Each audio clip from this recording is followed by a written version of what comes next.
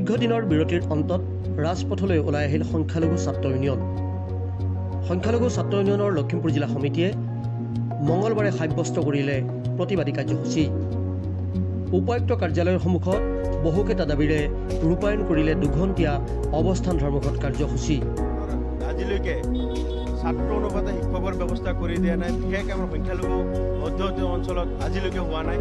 আৰু চৰকাৰক দাবী জনাইছোঁ যে যি সমূহ আপোনাৰ আকাশলংঘী যি অৱস্থা, যি দাম, বস্তুৰ দাম, মানুহে বজাৰত যাব নোৱাৰে, বজাৰৰ অৱস্থা গমেই পাই আছে। চৰকাৰটো আমাৰ হৈয়ে আছে, কোনো ধৰণৰ পদক্ষেপে লোৱা নাই।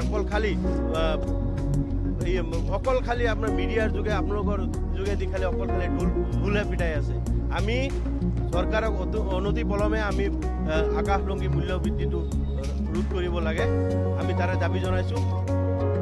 বহিৰাজ্যত কৰ্মৰত অসমৰ শ্ৰমিকৰ নিৰাপত্তা সুনিশ্চিত কৰা, কৃষকক ভূমিপট্টা প্ৰদান, এই দাবী উত্থাপন কৰিলে ছাত্ৰ সংগঠনটোৱে।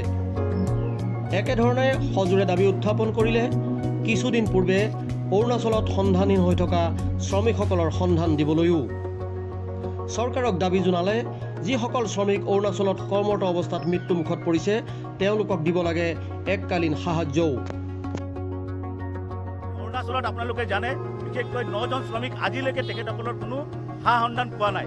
গতিকে এই যি 9জন শ্ৰমিক তাত হেৰাই আছে, অসম চৰকাৰৰ যি বিভাগ আছে এই বিভাগে অতি শীঘ্ৰে অৰুণাচল চৰকাৰৰ লগত আলোচনাত লিপ্ত হৈ অতি শীঘ্ৰে এই 9জন শ্ৰমিকক হয়তো মৃত্যুবৰণ কৰিছে নে তেখেতসকল জীয়াই আছে এইটো আমাক স্পেচিফাই কৰি দিব লাগে।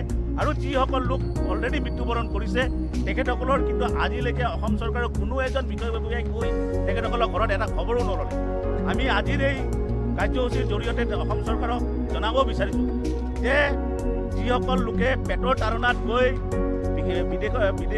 বাহিৰত কাম কৰিবলৈ যায়, বহিৰাজ্যলৈ কাম কৰিবলৈ যায়, তেখেতসকলে যিসকল মৃত্যুবৰণ কৰিছে তেখেতসকলক এককালীন এটি সাহায্য প্ৰদান কৰিব লাগে।